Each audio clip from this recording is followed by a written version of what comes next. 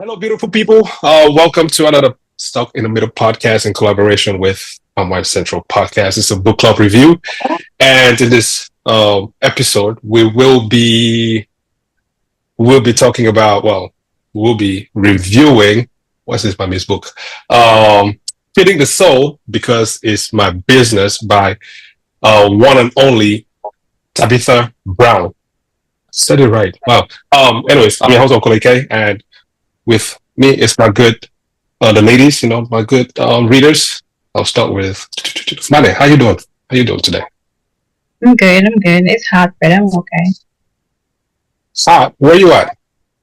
I mean, it's hot, but not as hot as it's been the past Oh, okay, okay, yeah, last yeah, week. yeah, yeah, yeah.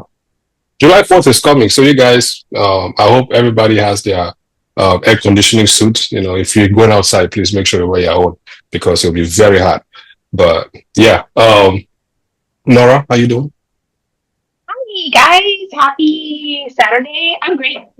I'm excited for the book. I love Auntie Tab.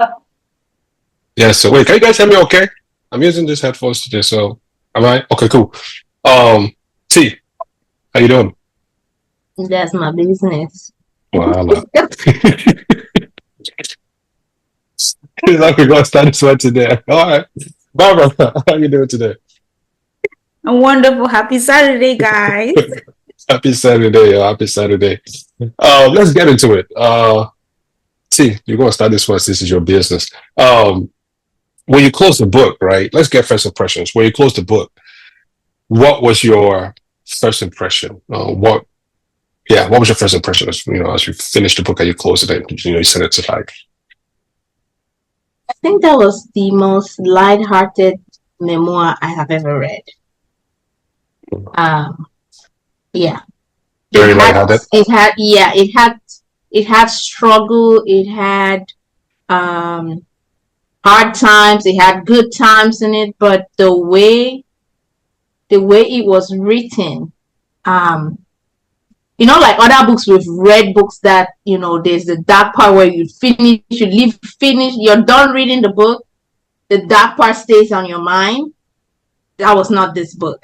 She wrote it so beautiful that it was very lighthearted, but it had that message. It still had the heavy and dark stuff in it, but it was just so tab. If that makes sense. Yeah. Yeah, for sure, for sure. Anybody wants to chime in there for this one? I would say for me, it felt like a breath of fresh air. It was like refreshing. Like, yeah, there is struggle, but even within the struggle, there is some kind of like you can save you underneath water. You can come up with some air and then get more strength to keep going on to the next storm hits. And you're like, okay, I can make it through this. So that's what it felt like. Yeah. Before we move forward in the recording, Nora, if you don't mind, can you give us a summary of the book? Oh, Auntie Tab. So, Tabitha Brown, to some people, it would seem like you just woke up one day and there was this vegan auntie on the internet and giving you her recipes with like extra shot of positivity, right? It's like she just had so much and she came out of nowhere. But in her story, she tells you how it took her 23 years to like make it in Hollywood, and she was not an overnight success. But to some of us, it feels like she's an overnight success. So it pretty much is her telling us her story of her leaving this little town in Greensboro, North Carolina, moving to LA, having to move back to North Carolina, struggles with her mom, struggles with just personal things, and how just her positivity, how her faith got her through everything. So it's just really a great inspirational book. And just like you guys said, it's very lighthearted and it's very encouraging. But it's just her journey with a burst of sunshine. Like that. That's a great summary of it. It's Auntie Tab's journey with a burst of sunshine. Mhm. Yeah, I mean, no better way to put it. You nailed that one. You nailed that one. Back to you, Therese. Back to you. I only feel like it's good to throw this question to you. The phrase, because it's my business. It was mentioned all over the book. You seem to get a kick from it. What does that phrase signify to you? Like every time you heard the phrase, like what did it do for you? Throughout the book. I think to me that phrase in the book, it represents owning your journey, right? Tending to your flock, watching the grass in your backyard, feeding yourself, taking care of your soul, self-care. So, and I think throughout the book and the different stories that she shared with us, you can see that exemplified in her life. So it was, but it is I don't want to say it's like a double entendre where usually people say that's my business in terms of to say, like to block off other people but it wasn't in that sense. It was more like, because it really is my business. Like, this is something that I would pour my effort into. I would pour my, so it was interesting. It gave me a different perspective of that phrase. So just again on that perspective, right? How can others not see it as a phrase that will create a rift between them and other people when they utilize it? Ooh, I don't know. I think only Tabitha Brown can do that, because it's beautiful when I hear her use it and stuff, but I think maybe also, I don't know that I can do it to the degree that she has owned that statement, but I think there are little tweaks that I can make. Like, I don't know, just like taking care of my needs, focusing on myself, in a way, because her whole ordeal is, if you focus on yourself, beauty and it grows from the inside out and it resonates to everyone around you. That's why it's your business. So I think maybe if I follow in that light to say, okay, this is just, is really not about me, but it is my business type thing, because I would take care of myself, feed my soul, and then the end result of that is so that I can radiate positivity to the people around me, to serve them. She was big on that, to be able to serve. So I think I can mimic it in that way, but yeah, only her can do what she does. I don't. But I see you have something to say to that. Because I've read, this is why my second or third time listening to the book, because I got the audio. I first listened to the book during the pandemic. And during the pandemic, I decided that I wanted to read more from Black authors or Black women after the whole George Floyd thing, because I felt like I wasn't so much into that space. So, and I also wanted to read books that were read by the author, because if you listen to books that are not read by the authors, the emotion is different.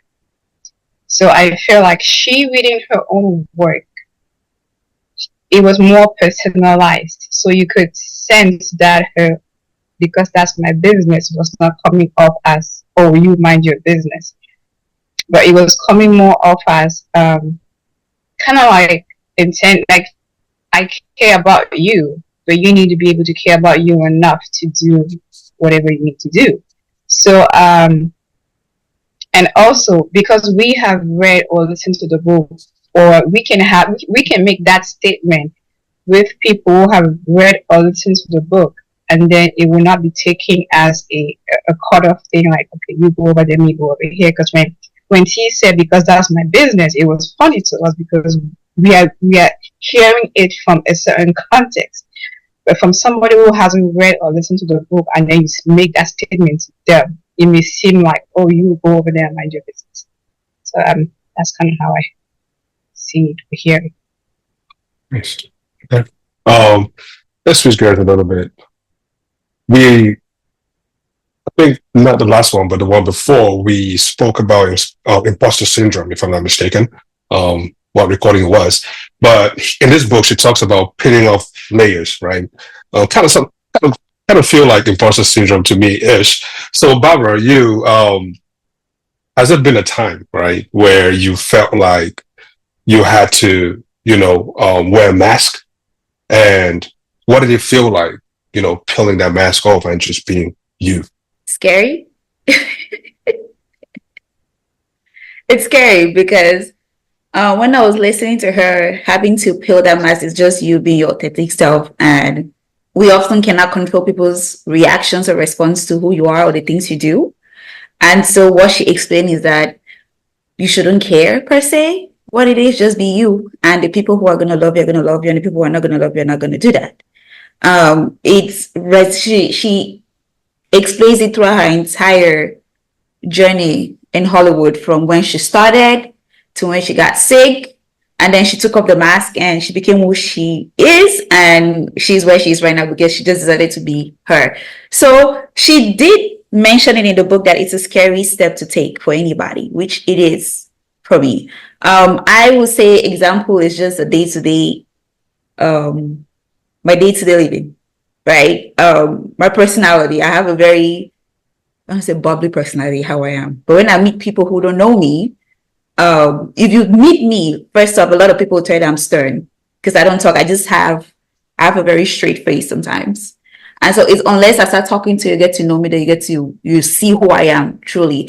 And it's because a lot of the time I shed that, I'll put that face around me because I'm afraid of maybe people who, one, I've been told a lot, I speak a lot, like either I'm too loud, or people will take advantage of me, I don't want them to do it, or people will think that I care a lot in my relationships, so people think that I'm over caring, I'm over pushing. So I'll build like 20 different layers, well, as a protection, but also I'm afraid that people are not going to receive me the way I want them to receive me. So I honestly do that on a day-to-day basis. It's not it's not something different. So Man, that must be tough.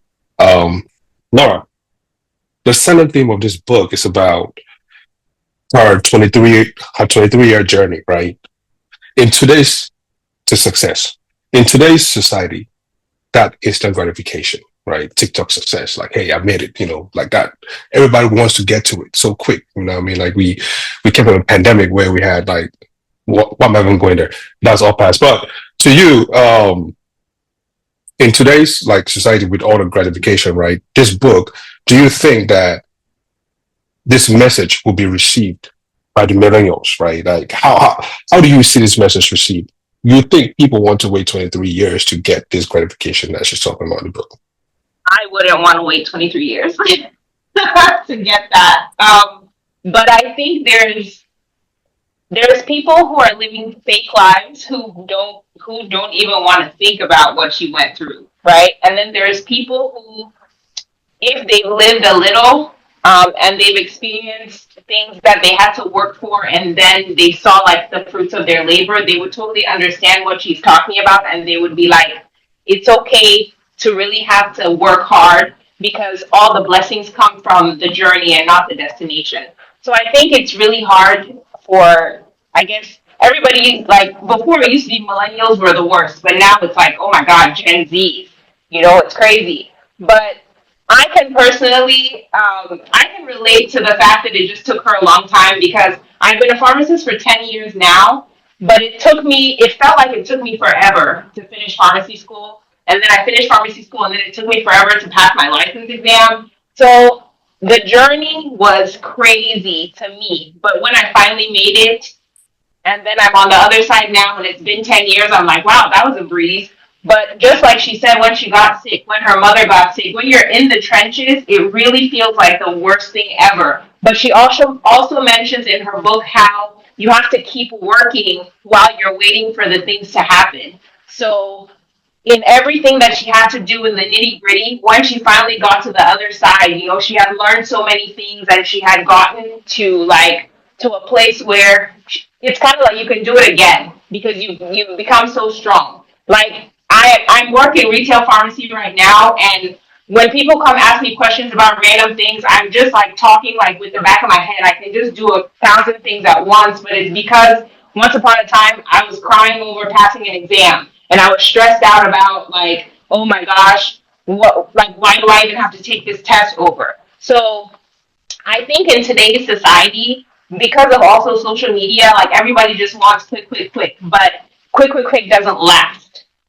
Quick, quick, quick is not going to get you to where you need to be in that moment of opportunity. You know, if you're not prepared for that big, big thing, when that big, big thing comes, it's going to slip away from your fingers. So I think there's probably like a set of people in today's society who will understand because they really have like goals that they're trying to achieve, and the journey is really the most important thing. But yeah, when she said that you really it took her 23 years, I can relate. It may not have been 23 years, and even me, that I went through something, I still wouldn't have wanted to wait 23 years to make it big, you know? So it's give or take for me. Yeah.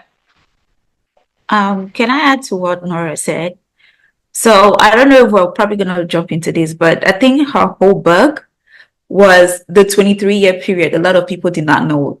Therese kind of alluded to it at the beginning of the story when she started talking about who Auntie Tab is.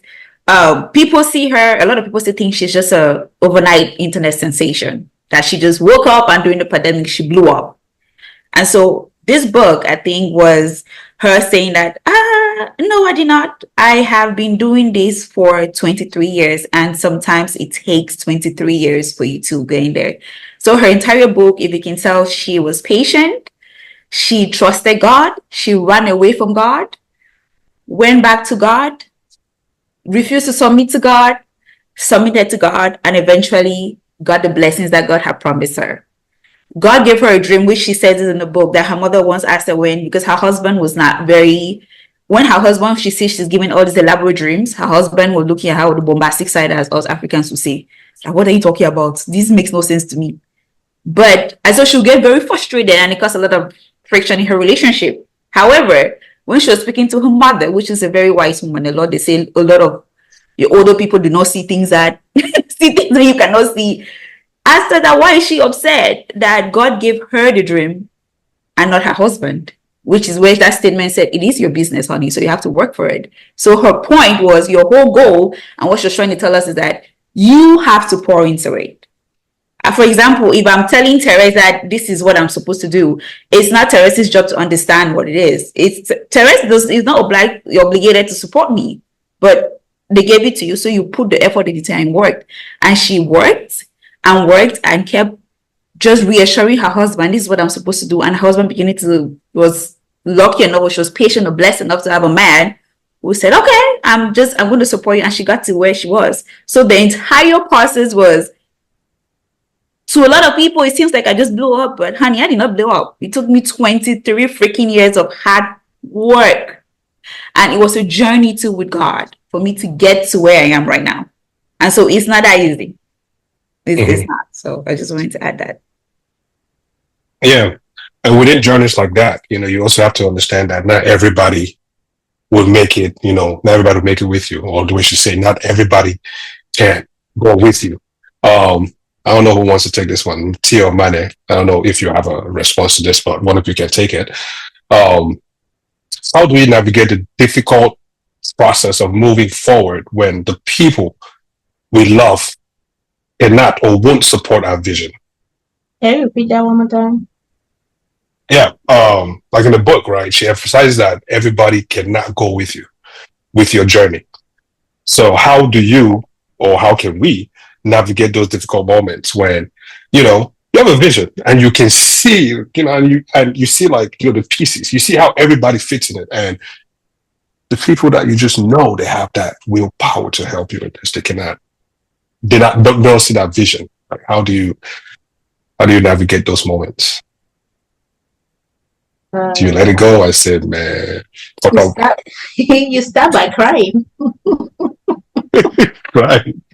No, it's a very important step, because I'll not sit here and tell you that the people that you love the most don't support your dream. You're just gonna weather that storm. It starts by crying, because what that crying does is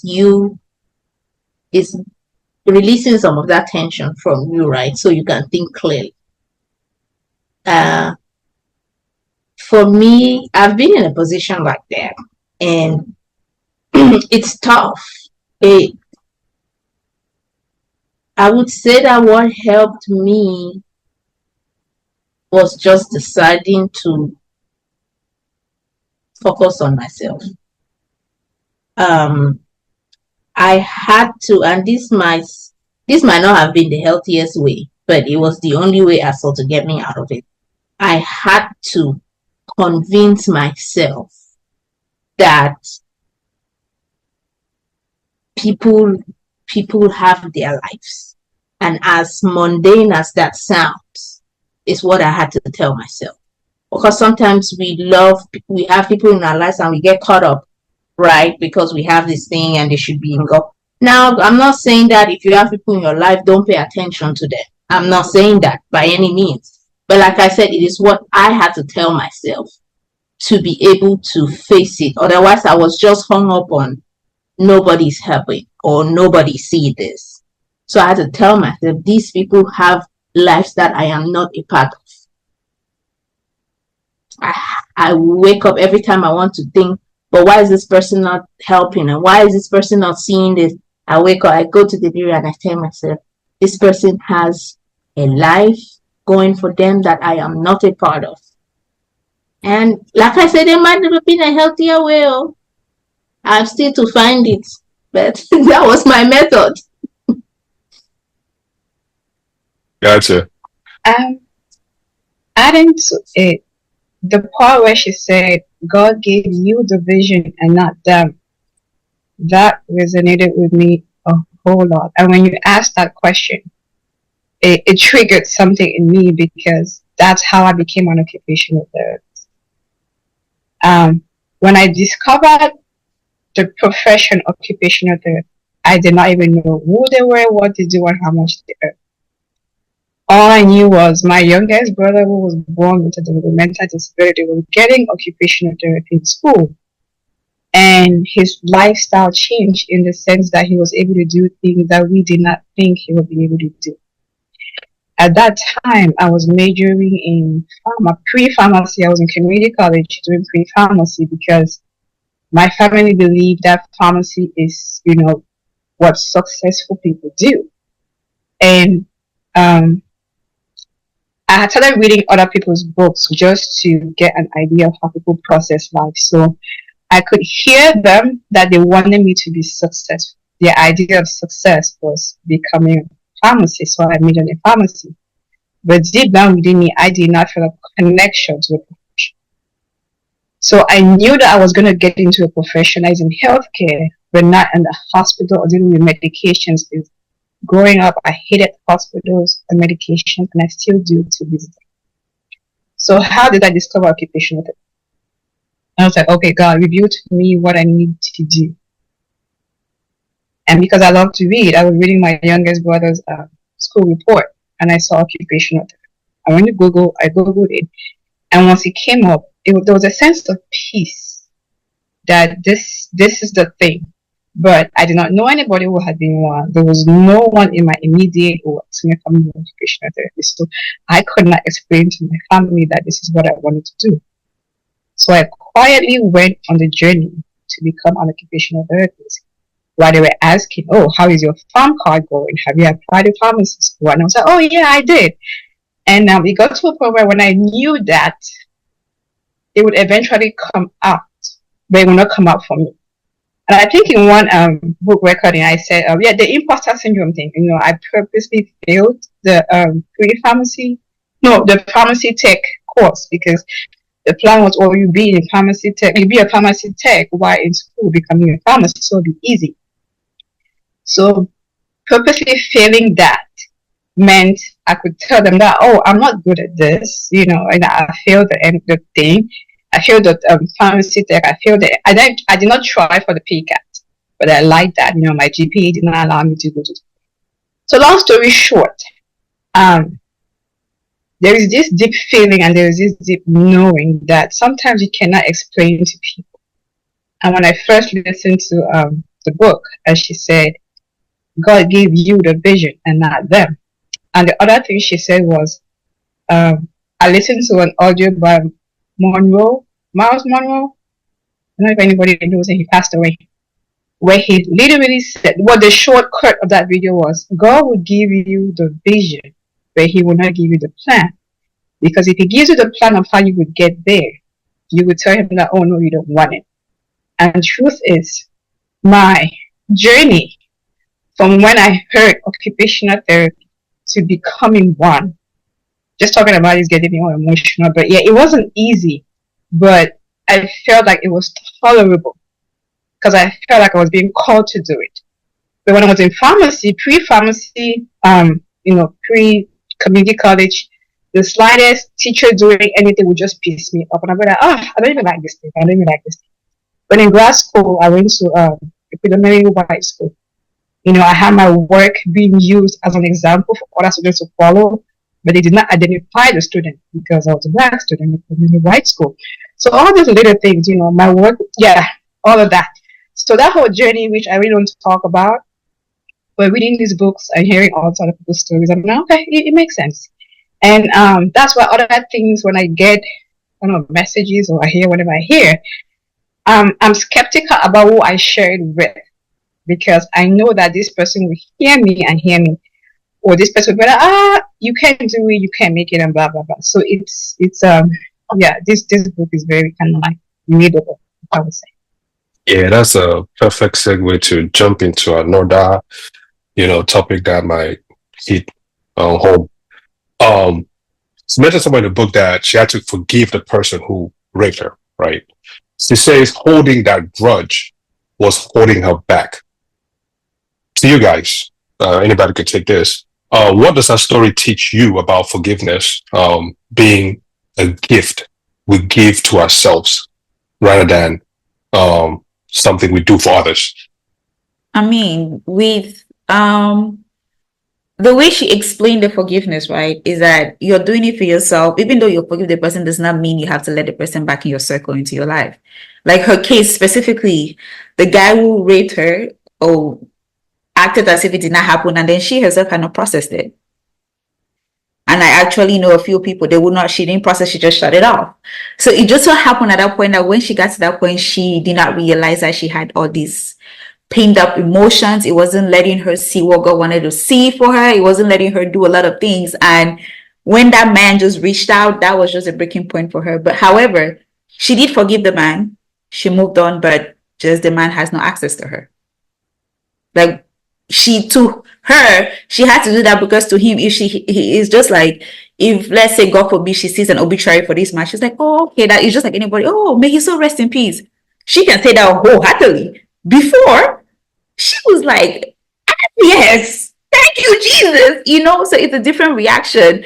And then what she explained, she said something that you give the devil like an ammunition to use to go and stand in front of God and say, you see, and so that's what she did not want to do. So she felt like it was holding her blessings. So a lot of the time, it is true. It's more for you. It's not for that person. You can forgive somebody, and they don't have to be in your circle. You find peace in doing that. You wish them well wherever they are. If you see something good happen to them, I mean, God bless you, and you keep on going. I don't have to tell you that, but I wish you well. So it is for you. It's more like it gives you a peace of mind, which it does in a lot of sense. It does. When you let something go, you find peace in it. So I think grudge, just like every other emotion, when it's pent up, it builds in your body, right? So getting to a place where you are able to forgive a person is a gift to yourself, that you get to release that tension that it's like you've been holding your breath all along. And then you get to release it. And then for me personally, I think what that I've seen in my case, what it has done for me is I'm no longer you may not, your whole life gets centered around that person. As much as you hate them, because that's all you can see, that's all you can breathe, that's all you can think about. and you're thinking that you're doing it in a way that I'm hating this person or not liking this person, whatever the case may be. But that's all you're doing is just thinking about them. Really, is it? You are trying to do things not to be like them. You are, oh, this person did, someone does something, it brings you back to that place. And so it just takes up a lot of your energy. And so when you get, and just like in her case, it was making her sick. She started feeling sick. And so it's just like everything else, like anger, like even stress. When you hold these things in your body, you make your bones sick.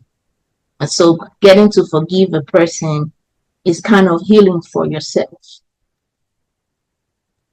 Can we talk about her mother with this forgiveness and her stepfather, that story? Listen, the sickness part, she's right, because for just for the listeners, so her mother had ALS, I think, suffer from ALS, and it's a very, if you read about the disease, it's a very difficult disease for the caregiver, whoever the caregiver is. But her stepfather loved her mother in the beginning of the marriage. So the mother got sick. During that whole process, he got frustrated, and the one thing that she said in the book that just broke my heart is that she would keep the mother in the wheelchair. The mother couldn't move. The only functioning part of her body was her head. That's the only thing. He would wake up in the morning, leave her in the wheelchair, go and stay like the entire day and come back. So she pees on herself in there. She gets hurt. She sits in the same spot for hours. And if you look at it, it's very sad. It makes you emotional because she had ulcers. It will make you have ulcers. It make you really sick. So the stepfather, in not knowing how to deal with his own emotions and frustrations of it, was pouring out on her. But in that woman's dying bed, she left a voice message and said, "Tell him that I understand. I do not blame him, and I forgive him." Let me tell you something. Excuse me for cussing. I was like, no. Serious?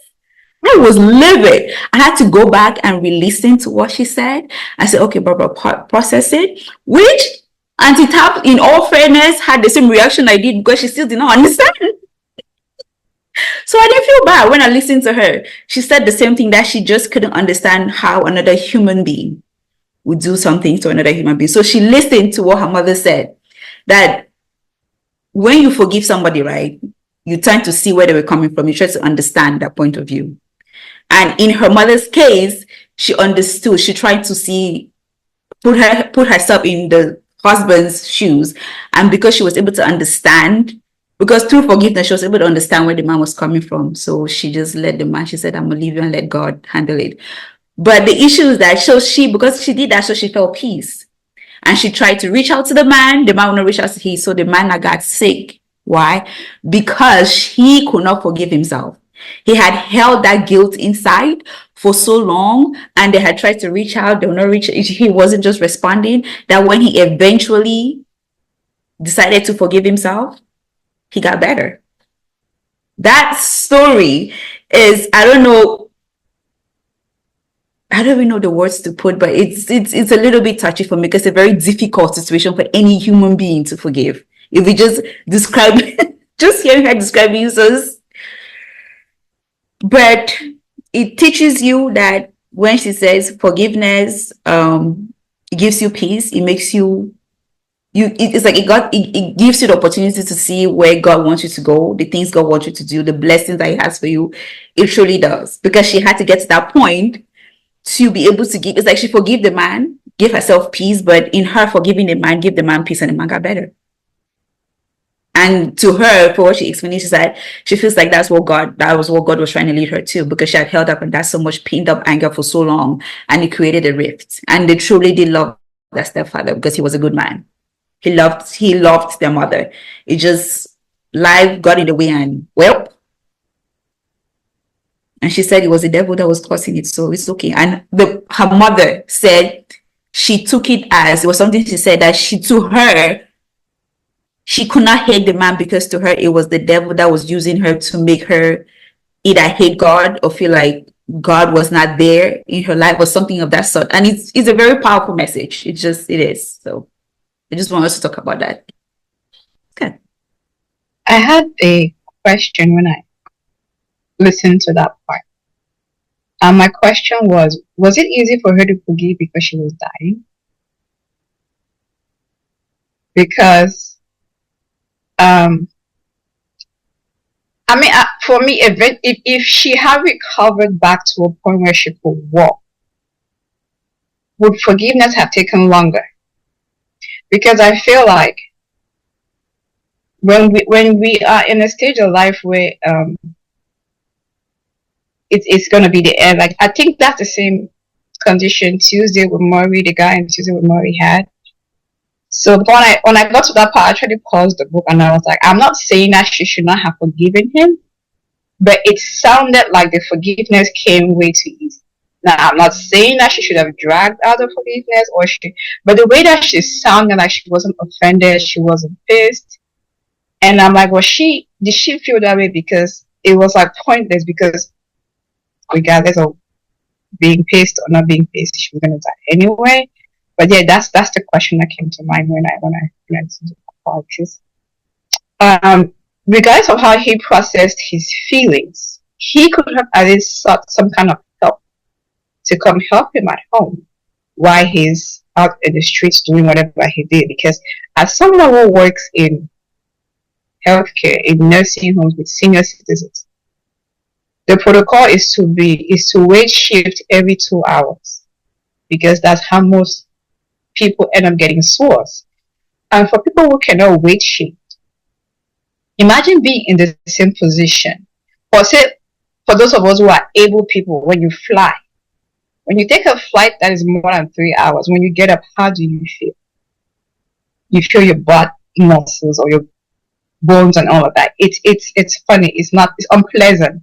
So imagine being left in a position like that for a day, or not like this, 24 hours or 12 hours. But yeah, all of that. But then again, I ask myself, do I feel that way because I work in healthcare and I know what it feels like to be left in one position? Or do I feel that way because from flights, from flying, 14 hours and all of that, I know how it feels to be stuck in one position. But yeah, those are all the questions that came to mind when I got to that part of the book. And like I said, not to say she shouldn't have forgiven him, but it felt like it was just like a breeze. Oh, I forgive him because I felt the devil was using him to do it. But to each his own. Mane, did you read? Sorry, I didn't know if anybody. The end of the book. Did you listen to the mother praying that video, that audio? Like, I replayed it a little bit over and over again. Yeah. Once I listened to that, I understood why that mother forgave that man.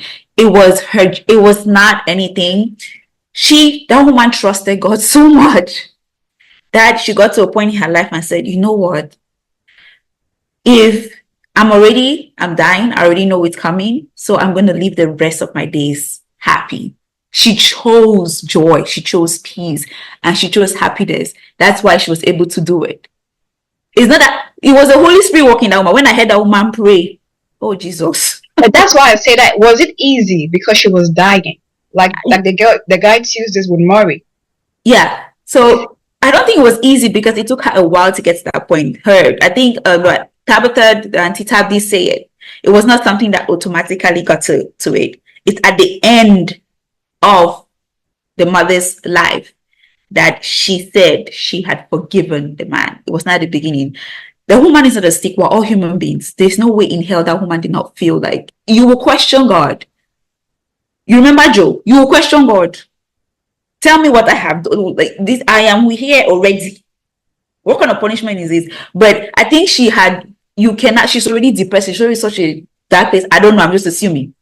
And then she just got to a point in life that she said, I'm just going to thank God because now the devil is just using this to mess with me. And I'm just not going to allow him. Me, I want to go and see God and be smiling. Like when I meet him, I'm like, how far, my guy? How are we doing? So she chose that. So I'm just assuming that was her state of mind, and that's why she was able to love the way she loved and forgive the man the way she did. So I don't know. To answer your I question, if she had recovered, nobody can answer to know how long it would have taken her to forgive the man, because she's human. We're all humans. So I think I do agree with Manny that dying helped. Not that it made it easy, but it made it easier as opposed to if she was to recover. We see this a lot, people confessing and saying things on their dying bed, letting go of burdens, and it's just something about facing your finality that it's like all bets are off. I'm mean, just let it go. So I think the fact that she was dying might have absolutely played a big role in that. yeah. Well, the Holy Spirit was just working on her. But He regardless, did. But I'm still saying, and I'm still like it's like I said, people say all kinds of things when they know they're about to die. On a plane, oh, I'm sorry, honey, I did this, was the Holy Spirit not working before you thought your plane was gonna crash? listen. So it's still, I think the dying made it facilitated. That's not taking away. She was a wonderful woman. Yes. Wonderful woman. But that dying, what else was she gonna do? Take it to the afterlife? Listen, you come back as an evil spirit and taunt the Right. man. So she might as well have just See, as a helper provider, if you understand the magnitude, the madness that man did to that woman, Jesus. I know, and I'm not even proud to say this, but I've been in that man's shoes. Oh, child. So when she said that he did that, I understood completely where he came from. We all just think that when you have someone that you're taking care of that's dependent 100% on you because you love this person, it's a selfless act. It's not. It really is not. So I understand his piece of it, but he could have handled it better. We can all agree. But it is what it is. And I'll say this, that before, if anybody reads this book and judge him, oh, you left her in a wheelchair, you try taking care of a bedridden person, then come back. I'm not talking about you go at the hospital where they pay you to do something like that. Have somebody that you love in your own house, under your roof. Take care of someone who's bedridden, then come back and let's talk. Yeah, and I can agree with that because given the time when it happened, back then there may not have been resources for him to seek out and all of that. So thinking of that, because there was a point where she mentioned, I think 1989, and I was like, oh, well, I was 1 year old by then. Now, 30 years ago, you have all of these resources. And now he's in healthcare, there's caregiver burnout. So I was able to, when I paused that part, I was able to go back and forth and all of that. And all of that. Okay, I get it. But still, either way, like you said, the mother was a good person as a person. Yeah, so T just has to put it, just how T puts things, very frank and blunt, but somebody to say it. Anyways, Nora, and this one is coming to you. The concept of you have to fix it first is the idea of that faith requires action, right? How does this message resonate with you? That's a really good concept. And how can we apply them, or how can you apply them in different areas of your life? Let's talk about, since we're talking about success. Let's keep it to that. Yeah. This is just in relation to how, I guess, Auntie Tab went about her life. She just talked about how she had to work while everything was happening, get her life together before she could get better. So I think in the grand scheme of things, in relation to faith, God doesn't need you to be perfect, right? God needs you to come to him and he will help you through. So we need to be willing to say, this is what I need to work on, and I need to not just leave it. Like she talks about how her injury happened. She was young and she didn't get the proper care, but also She was also worried about trying to fit into dresses. So she was doing diet pills, and she was doing she was treating herself in the worst way, but it wasn't in the sense of let me actually get healthy. She was just doing it for, oh, let me fit into this dress, let me look good for this one occasion.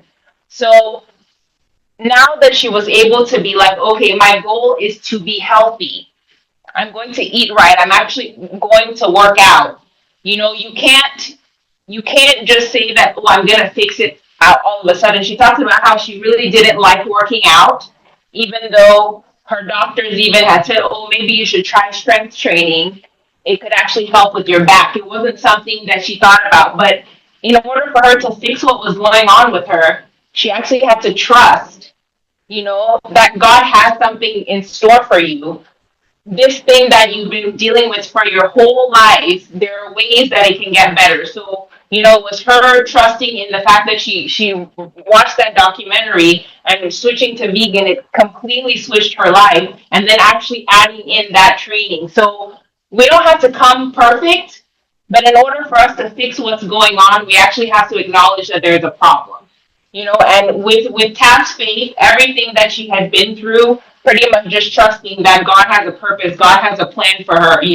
There's something out there that she needs to do, and it's not like she has to get it to be right on day one, but you really have to like acknowledge that, oh, there's something wrong, and then I'm going to fix it by just having faith and then actually acknowledging it. If we just push it to the back, like it's never actually going to happen. So I think with her just once again telling her story, even to getting into Hollywood and her acting and how she started her channel and her daughter and her family, she always had a dream, and she had to really do the little things to be able to achieve that. So it's really up to us to kind of figure out what we need to fix. But in our everyday lives, right? Even if it's that you want to become healthy, you can't just be like, oh, I want to be healthy, and then you go eat whatever you want. You never work out.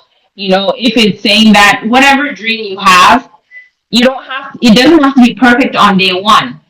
You just pick the little things that you can do day by day by day by day. And one day, it's not going to take 23 years, but before you know it, we're going to get there. So, yeah. Yeah. I see Nana's with delight just smiling there. So let me ask you this. Let me ask you this, right? I feel like you've tried this before. If you haven't, my apologies for overreaching. Vegan. You've probably tried vegan diet before. You know what I mean? So please, tell us what is that even No, about? I like meat. I can't even. Wait, you say you can't eat meat? I said I love meat. I Okay, don't okay, know. okay. I am not. I will try all her recipes, okay? Her little tab announcements and everything. I will actually go back and try some of those. But me, vegan is not for me yet. Okay, it's not for me. I will eat all the foods that God said we could eat in the garden. Okay, thank you. It's but spiritual and physical health. Um, I feel like this is a good question for you. What's the connection between how we feed our bodies and how we feed our souls? Um, and also to answer that vegan thing, if you've tried it, please tell us what is it? What does it feel like?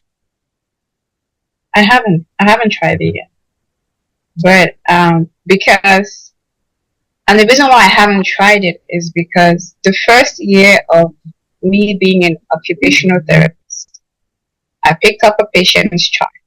I read through, and then it said, "Oh, patient is vegan, blah blah blah."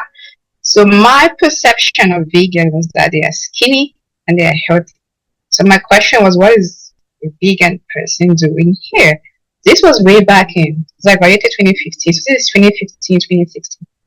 I switched into primarily plant based in like 2017 ish. So that was the year before. So I walked into this patient room, and usually in certain charts they would mention if a patient is overweight or obese, or that they didn't mention this. So I walk in, no, I get to the door, check the name, check the name on my thing. So I knock on the door, I go and I introduce myself, and I'm looking at I highlight the thing that I want to focus on. So I'm looking at the thing, I'm looking at the patient, and I walk back to make sure that I'm in the right patient's room, and my perception of vegan did not fit what I was seeing, so I thought I had the wrong patient.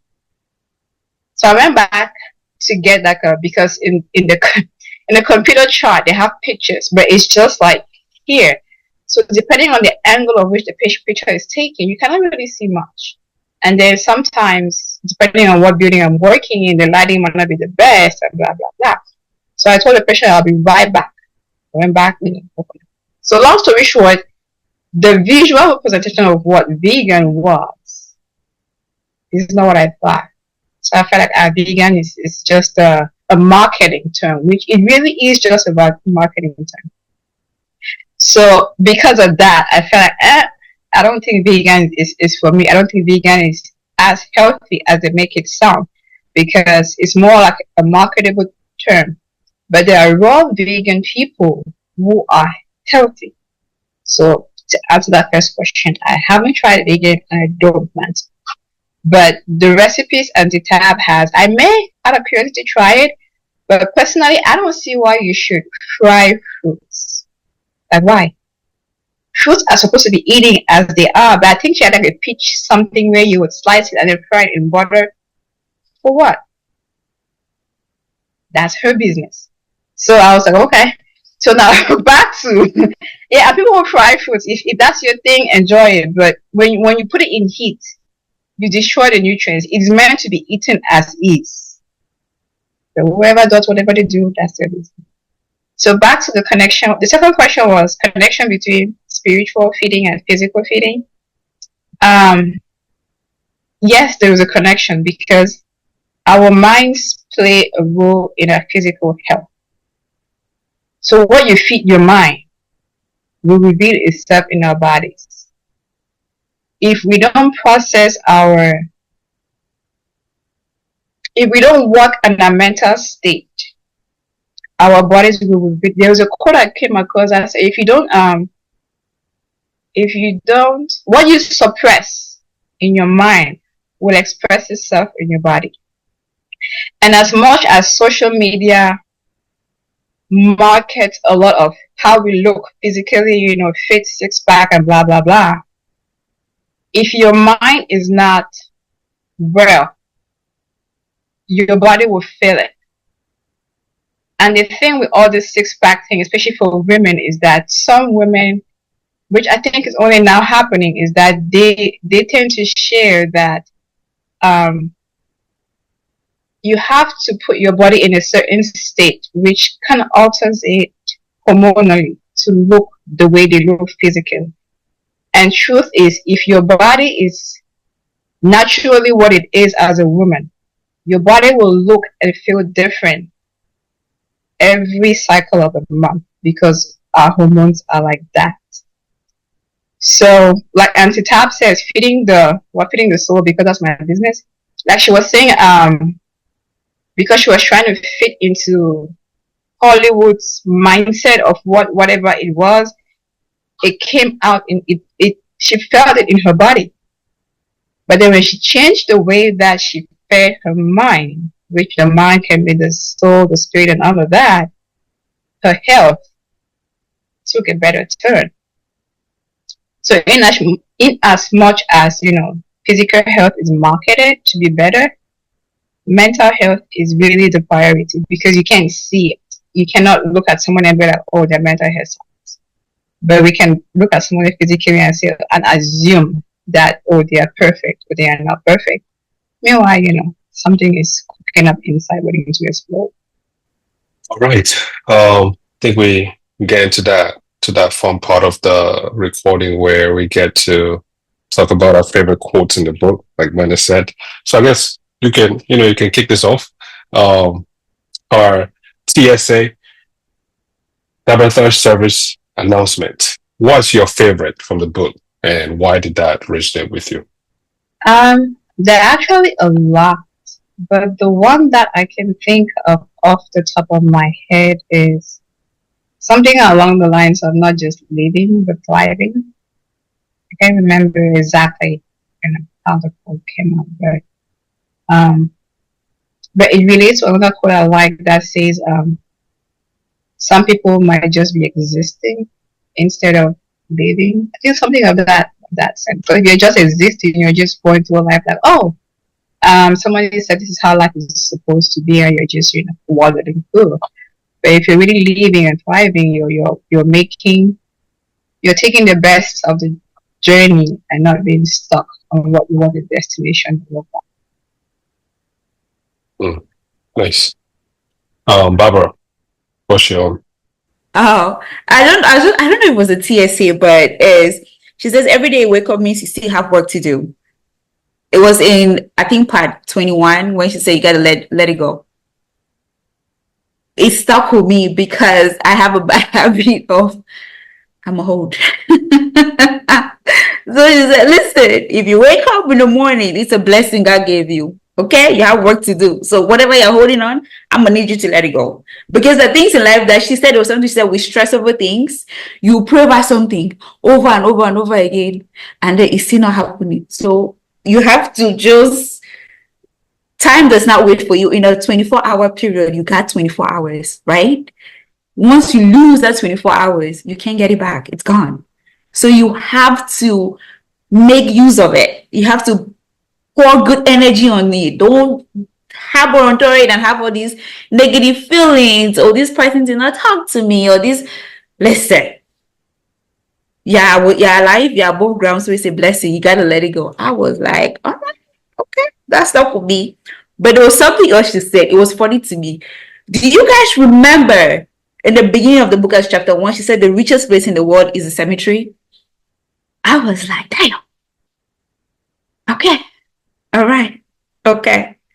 And her whole point was people did not recognize their potential. People did not get to be their authentic selves. They have all of these amazing gifts that God has given us. And because of fear or you're ashamed of failure or whatever it is, you actually die with it. So the richest place in this world is the cemetery. And I was like, and I think something she said that kind of opened my eyes was every day you wake up is an opportunity for you to work on the dash between when you were born and the day you die. yes. Whatever that thing is that you put on your tombstone. Yes. And I was like, wow, I've never thought of it like that. Auntie Tab. I have a few more, but those two. I'll say one thing though. I don't remember how it was put, but it was relating to her father, her biological father, where she said that his whole life he had wanted to open a barber shop, and he didn't get to do that till he was 65. And then she said that you were never too old for your dreams. That was nice, but I was like, I hope I'm not 65 before I get to see my dream. It's very encouraging, especially if what you're working at is not materializing. But I don't know.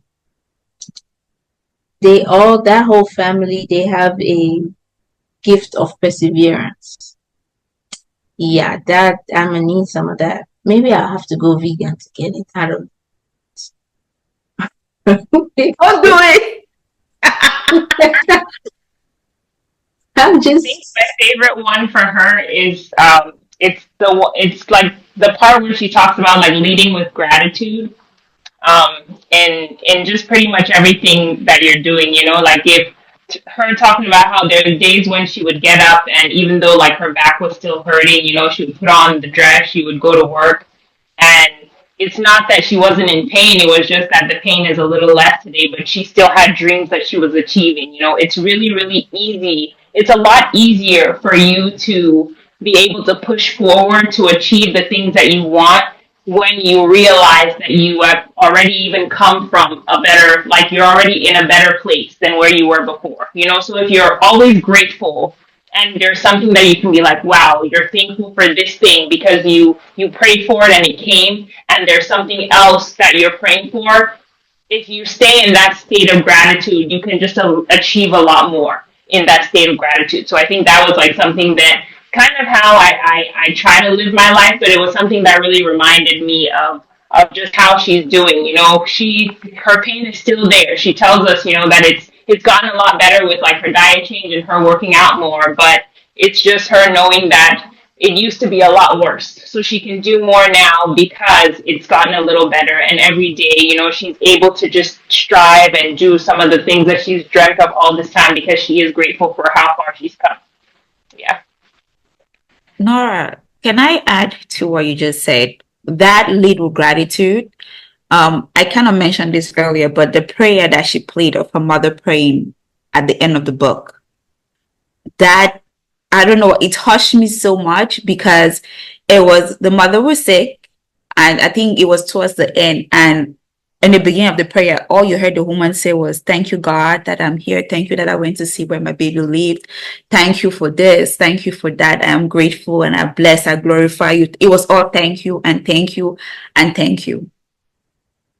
And I thought about it. I was like, this is a woman who knows she is about to die. This is a woman who knows like she's just at her end. But yet, when the Bible tells you that we have to praise, you come to God with praise and worship and thanksgiving, and He just gives you more. Because a lot of times we're not grateful for a lot of things. It opens you up. If, like, they say you can listen to a message, right? You hear it, but I heard that. Like, whether you can just be thankful. Yes, it did not happen. Okay, you tell God that, thank you for what you have done. Thank you for the things that you have not done, and thank you for the things you're about to do. I know I'm not there yet, but thank you. Thank you that you're even making me think about the fact that I'm not there yet. Thank you. That gratitude part, that prayer.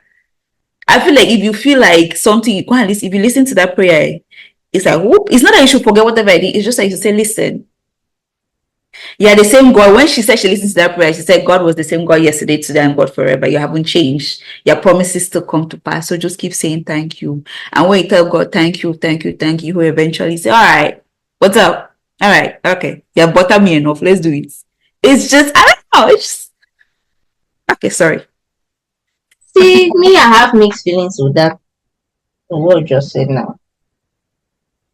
Because I'm like, if he's the God of the universe, why does he need me to butter him up to give me something? It's for your gratefulness. And I'm not trying to be funny. This is a real life situation.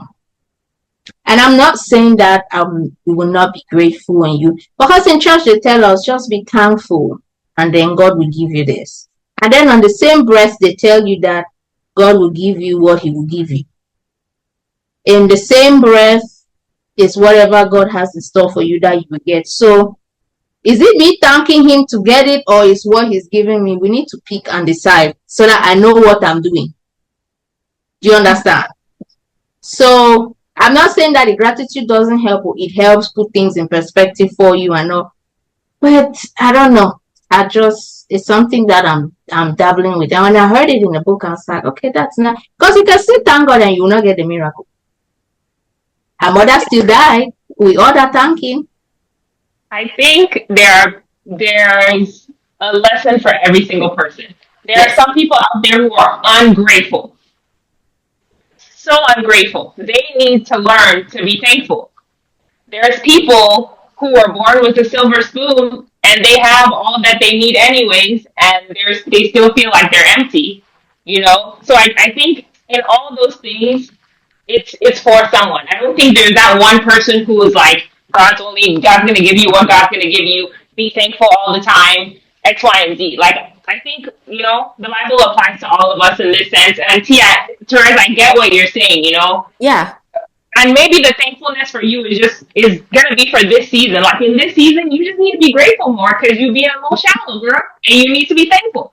And then there's gonna be one season where you're like, oh my gosh, I'm just so thankful. And then you'll be like, I'm good. And then you just need to move on to something else. But I think there's just something for everybody. There's just no one place that it falls short. I think that the different lessons it's not gonna be for everybody, but it also doesn't negate any person.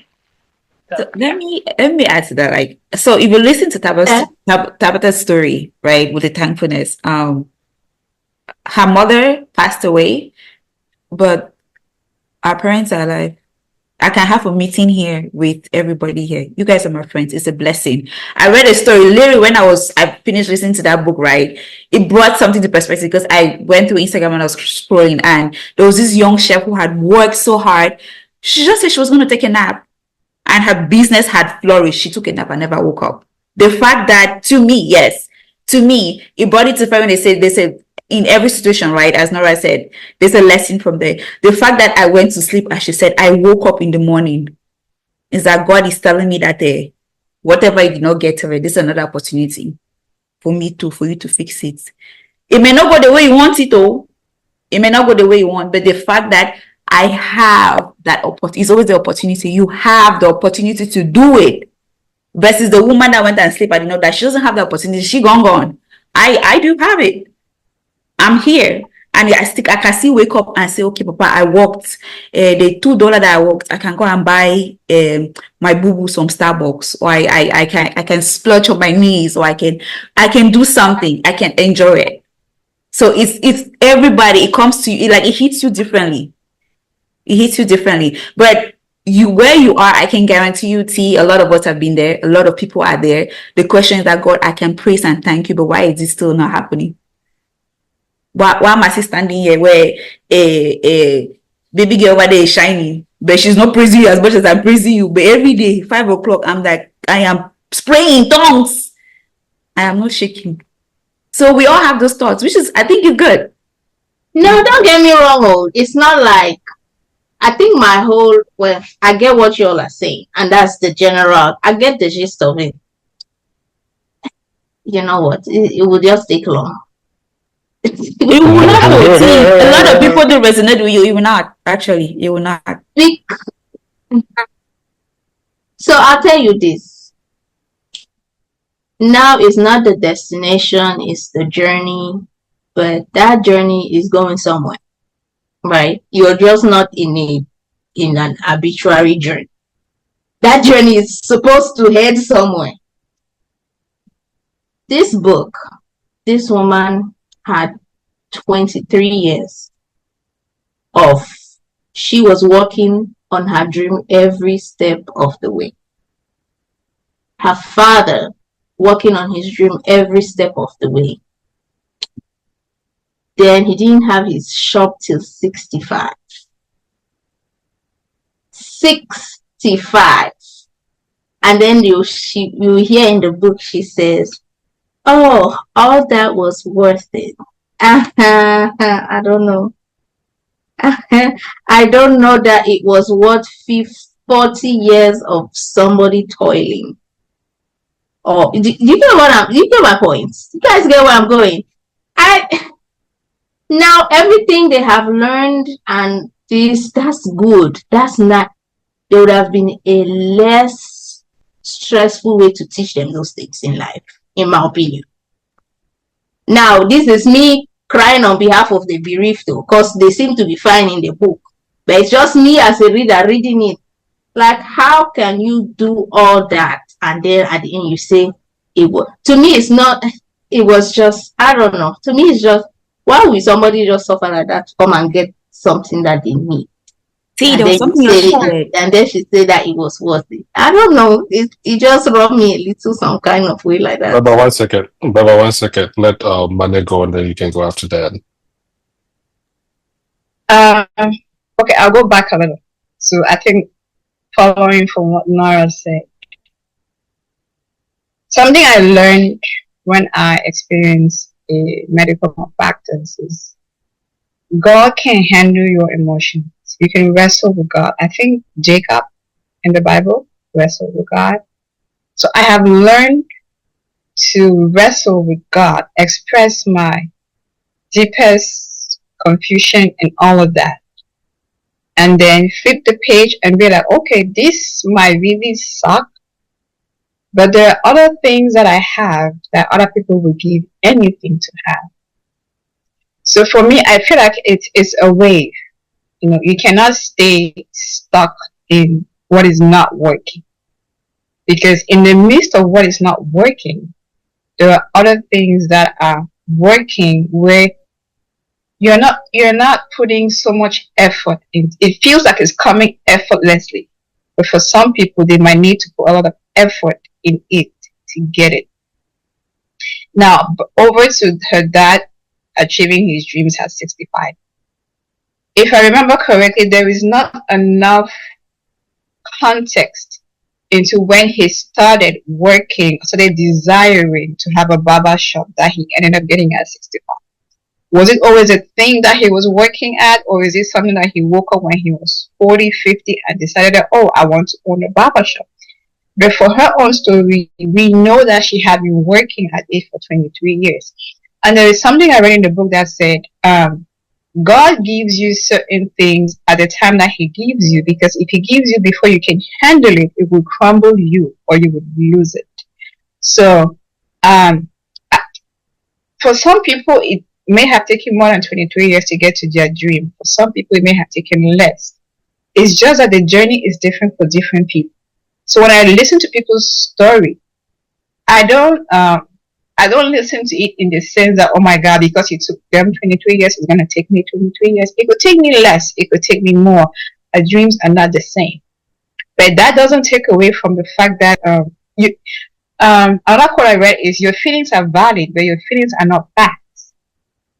So it's okay to feel the way you feel, but you cannot stay stuck in that feeling, because if there is something you want to achieve, you're going to have to work at it to a certain capacity.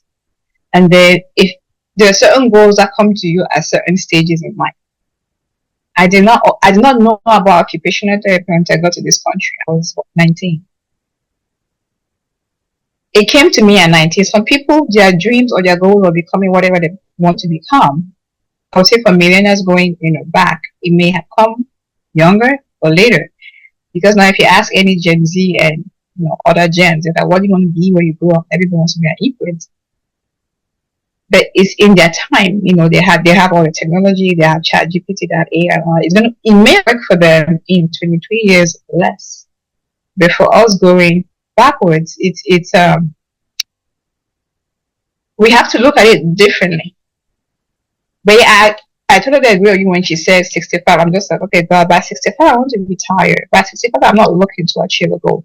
But if that's what God has for you, you can jump all the hoops you want. That's what's going to be. Oh, Manny, I just realized a couple of his quotes that resonated with me. I have the same one. It says, your feelings are valid, but how you express it does not mean is valid. So I took that one. But T, there was something, right? I wanted to say.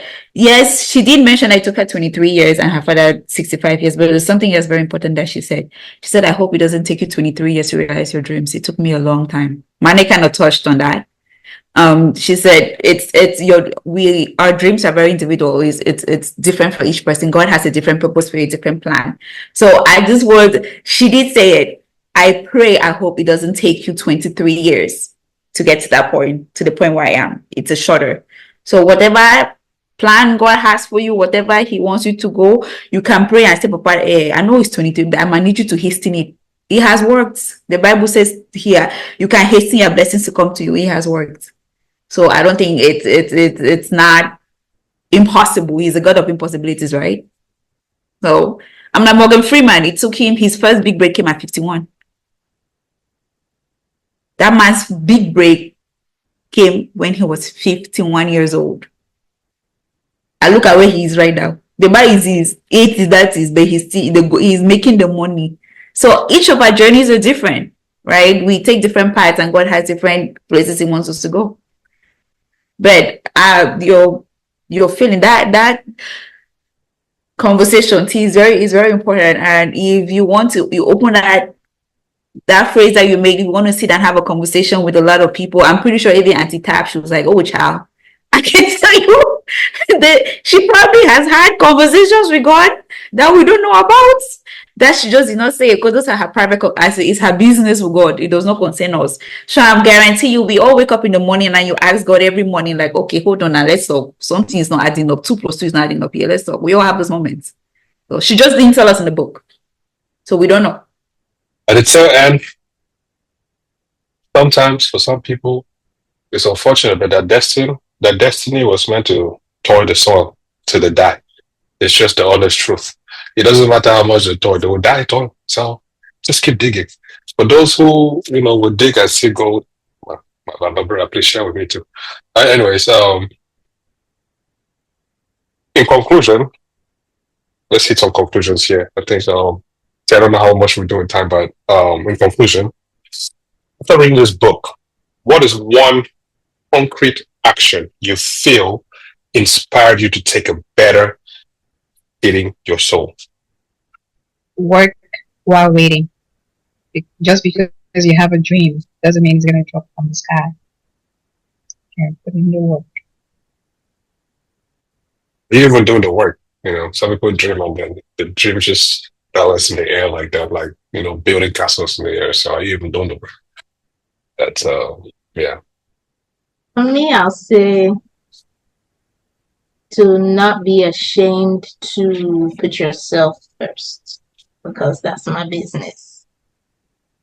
That whole book, and it's not selfish, because if we look at that whole book, all she did all those years was put herself first. And I feel from her story, if you do it right, the people in your life don't have to suffer. Because sometimes you tell people that put yourself first, it means that every other person can go kick rocks. Then you're not doing it right. Even when she had to leave her husband back in North Carolina and go to Hollywood, she put herself first, but not at the detriment of her husband, not at the detriment of her family. So it's like, okay, that's what it means when they say putting yourself first is not selfish. If the people in your life are suffering, you need to reevaluate exactly what it is that you're putting first. Or they can stop the suffering and help me to unsuffer. Say that again? Because I was just being nonchalant. Oh. No, baby. Nora, what's your conclusion, please? I just think that we should just be positive like Auntie Tab, man. That's it. I just love her positivity.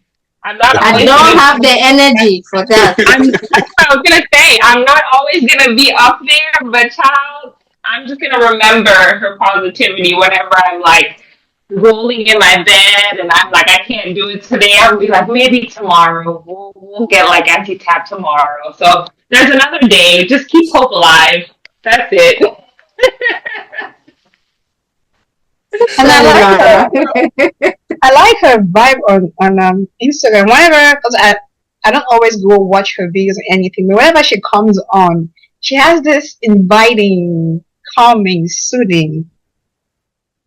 So if I'm having like a challenging, I'll purposely go search for a video just to hear her, even her voice. So yeah, she has a positive vibe. So even if you're not feeling positive, I guess you can find something positive to listen to or to watch, or just some positivity boost. She doesn't have a positive attitude. That's her calling. I don't know that many people that can do that. Barbara, what's your conclusion? Her entire journey, I think the ladies have said it. I do agree. Those are the lessons I picked from the book. But I think she was heavy on trusting God and having faith in everything that you do. It's just, she was heavy about it, even with her calling, because she, first of all, she ran away from it, but she eventually had to give in and say, all right, God, I submit to you, and just lead the way. And once that happened, she found peace and she got to do what she was destined to do. But that came with her trusting God and working and having faith. So I think she's evidence of that. As the husband said that they had an interview, they asked the husband, how does it feel for him to become a believer, because he did not believe in his dreams right now. And his response was, I think God does what he says he will do. That if God says he will do something, he will do it. So trust in God. I'm like, okay. All right. That reminded me of a conversation I was having earlier this week. One of my uncles, he goes, So I think so I made a statement that um, faith without actions is dead. And then he made a comment of, well, that's that capitalist BS. And I go, capitalist BS, what are you talking about? I said, oh, so you're at the point in your life where now you cannot make money, quote unquote, no more. Faith without works now is a capitalist ideology. I said, please, you need a nap.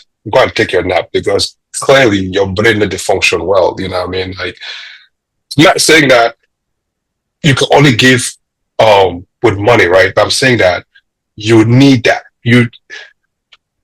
Anyways, that was a conversation for that day. But I was just saying, hey, if you're watching this, my friend, please don't ever say that again to the next person, especially to kids who are growing up. Don't tell them that. Gather your group of old folks and you sit down and tell them, your retired members, community, tell them that stuff. Don't tell us, the young folks who are trying to aspire to make it. Now you don't chop all money, finish. Now you're coming and telling me to only go and focus on God. No, sorry, I'll pray to God, yes, but I'll still go and work. That's final. Now let's close. Anyways, Hold on, okay, before you go, there's something that I've been dying to say about this book. go for it. Go for it. You see, when Tab told her husband when she was working in North Carolina and said that she wants to pursue her dream, she thinks God is calling her to go to Hollywood and all that, and her husband did not believe, and he did not believe for years in that vision, right? Translate that to not just then, but to in real life. How are we quick to call people a hater when they don't see our vision? Not one time did they fight about that vision. That to me stood out as that there has been exception, because this is her husband. Like we are told that it's a marriage, people are a unit. This man did not, if they posted this thing on Instagram and say, I have this dream, I want to move this, everybody in a comment, women will be, oh, if you don't like your wife, just say that. Hater, divorce him. But I'm looking at it like you actually, I don't know, it kind of gave me perspective that, if you have your vision, don't be quick to call somebody a hater if they don't align with it, or if they don't believe with, like, I don't know. See, they had problems though. They had major marital problems. I know. They did have problems. I'm not saying, not to say that it was smooth sailing, but not once in the book, unless she did not put it in there. She did not. I don't think she did, because she did say it at some point in time that she just clarified it, like, just so we're on the same place. We did have issues. Do you know their main issue was her having to shuttle back and forth, and who is gonna, and then when they had their daughter, who is gonna cook meals for them, and that was just an instance. Who would do, they had those issues. But what I'm saying is, not like, again, like I said, I'm going based off the information that she gave us in the book. Not once did she call her husband the weapon fashioned against her dream. Well, very true. But that's, if you remember, that's what her mother said. Why are you hovering over the man? God gave you the vision. God did not give the man the vision. So you have to work towards it. So she had to convince him. She had to put up the effort, and she prayed to God and said, listen, you gave me this, I'm going to need you to work on him as well. So there were issues, but I guess your point is, it's difficult for you to find, like, it's in our age where we are, to find a partner who is that supportive to do that. There are people, but her mother says something, you have to be patient with whoever that person is. The person has to be willing and trust you and love you that much, because the husband does love the wife, and he met her halfway wherever she was. He did not like it. He grumbled and did not believe in it. But what your point is, the man did not belittle her or make her feel like she wasn't worthy or shut her dreams, that the man let her fulfill it. But they had issues. They just had to work towards it. And the man was willing and able and open to meeting her halfway. The thing here is this, right? We all gotta understand that just because I have a dream does not mean that my significant other would necessarily buy into it. You know what I mean? We came from two different wombs. And just because we say we're going to do life together does not mean that, again, you might, hey, for all I know, I want to go into 419 and you have nothing to do with this. You know what I mean? For all I know, like, and I know that you don't have the stomach to withstand 419. So please, just go and sit over there and just be enjoying the spoils that will come. Don't ask me no question about how I'm going, how the journey is going. Just enjoy it. But I mean, I know I used the wrong one for wrong, but yes, and also too, sometimes it takes time, right? Because for me, I'm not gonna lie, you can call me a hater all you want, but also too, I'm looking at character, right? If I know that you're a lazy person, and you want to tell me a dream that, oh man, you go lift a 20-ton rock. Sorry, I cannot see it. I just cannot. You're gonna have to prove this thing to me. You know what I mean? So again, you're gonna have to act. You got to act. And together we're gonna pray sometimes. We're not gonna pray sometimes because God is not showing me the energy you are, and He's not channeling it. I cannot see. So please be patient with me as I'm also patient with you because I've got my own things I'm worried about too. You know what I mean? So, but yeah, when the money comes, trust and believe. I'm right behind you. What do you need? Yeah, she retired. She retired her husband. There you go. You know what I'm saying? So, okay, okay, you said what the mother was trying to say. The mother was like, "Be mommy, that's your dream. No, he's so relax." So, yep. And I think that it also helps to have, I don't know what they call it. Is it mentorship? Because I want to think that part of her being able to go through the journey was what her mom told her. Like when her mom said, a lot of things will fall into place for you after you have your son. That's almost like God giving her the vision, but not giving her the plan.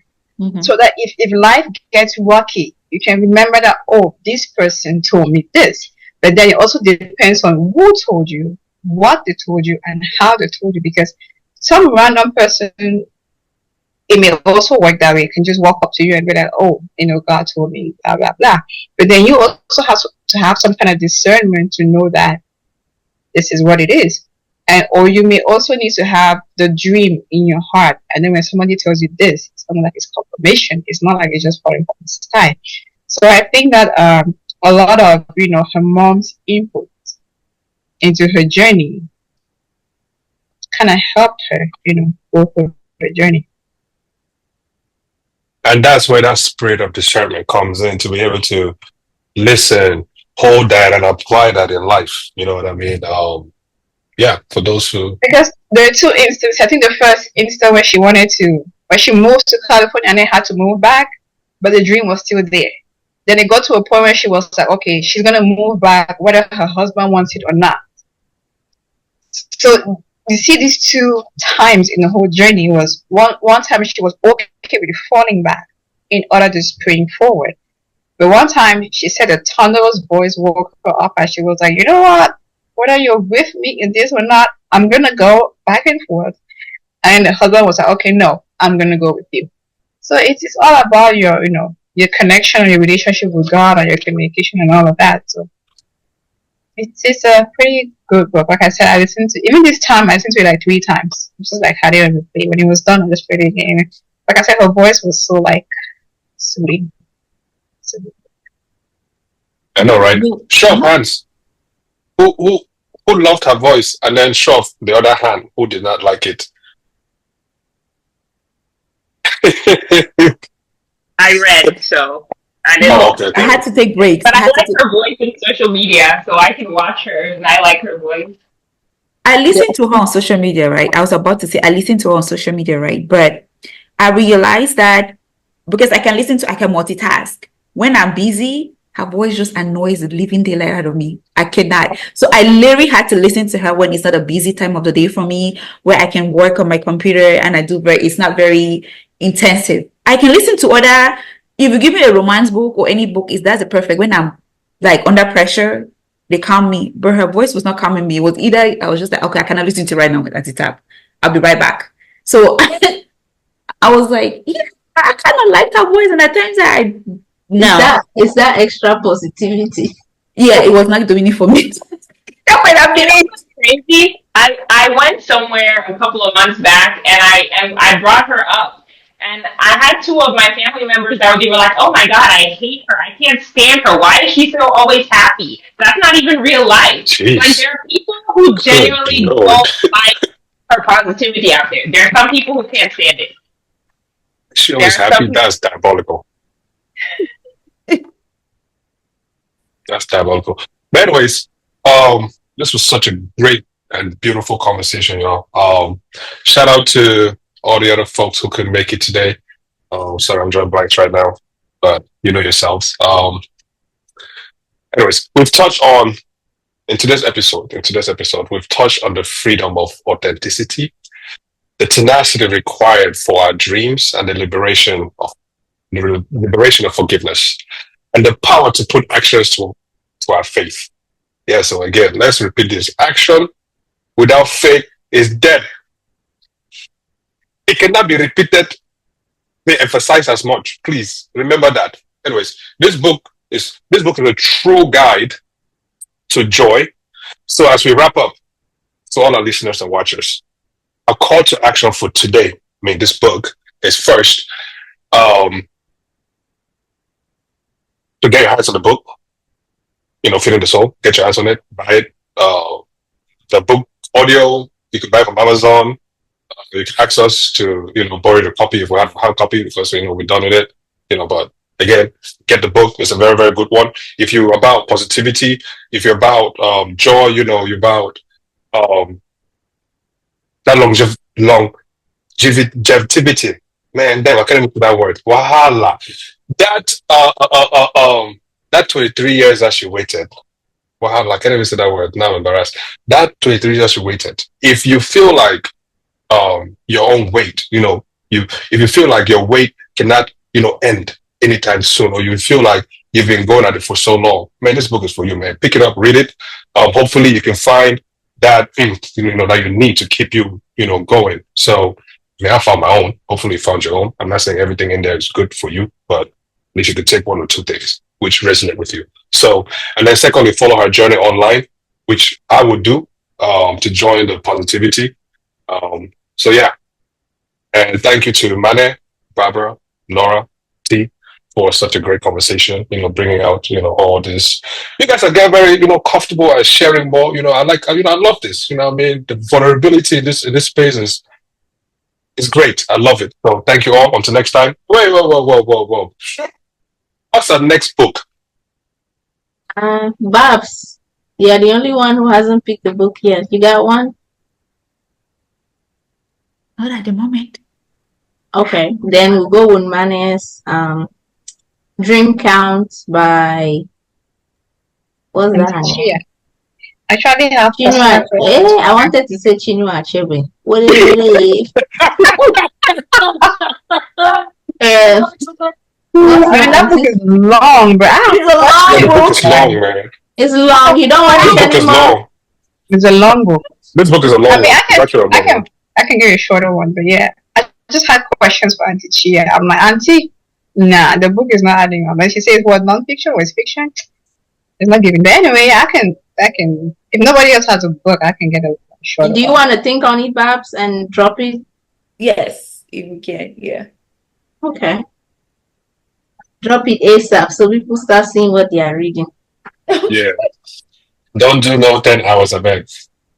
Because some of us read this book yesterday. Anyways, thank you all, and we'll catch you guys in the next one.